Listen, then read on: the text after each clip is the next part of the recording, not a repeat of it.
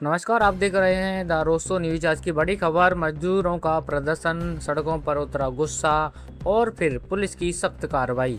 करीब 400 मजदूरों को गिरफ्तार कर लिया गया है, लेकिन सवाल ये है, क्या ये सिर्फ मजदूर ही दोषी हैं या फिर इस कहानी का दूसरा पहलू भी है? चलिए विस्तार से जान लेते हैं। दरअसल पिछले कई दिनों से मजदूर अपनी मांगों को लेकर प्रदर्शन कर रहे थे। हजारों की संख्या में मजदूर सड़कों पर उतरे, कई जगहों पर प्रदर्शन उग्र हो गया, तोड़फोड़ और हंगामे की खबरें भी सामने आईं।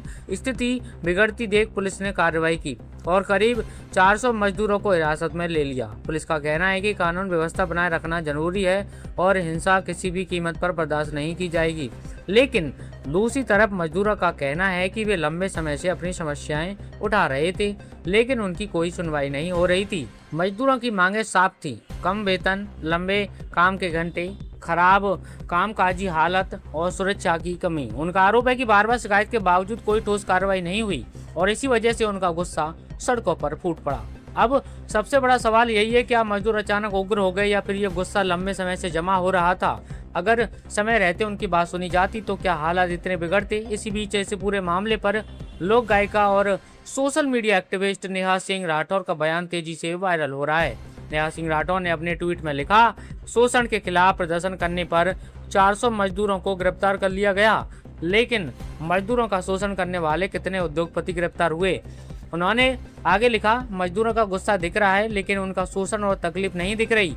नेहा का कहना है कि ये वही मजदूर हैं जो हजारों किलोमीटर दूर जाते हैं, ट्रेनों में लटक कर सफर करते हैं, घर परिवार छोड़कर काम करने आते हैं। ये दंगा करने नहीं आते बल्कि अपना पेट पालने आते हैं। नेहा सिंह राठौर ने मीडिया पर भी सवाल उठाए हैं। उन्होंने कहा है कि अखबारों की औकात नहीं है कि उद्योगपतियों के खिलाफ एक लाइन लिख दें। उन्होंने यह भी आरोप लगाया कि विदेशी साजिश तक ढूंढ ली गई, लेकिन देसी कंपनियों के हाथों हो रहे शोषण को नजरअंदाज कर दिया गया। हालांकि नेहा ने मजदूरों से अपील भी किया कि वे शांत रहे और हिंसा का रास्ता ना अपनाएं। उन्होंने कहा, मजदूरों से मेरा निवेदन है कि ठंडे दिमाग से काम लें और हिंसक ना हो।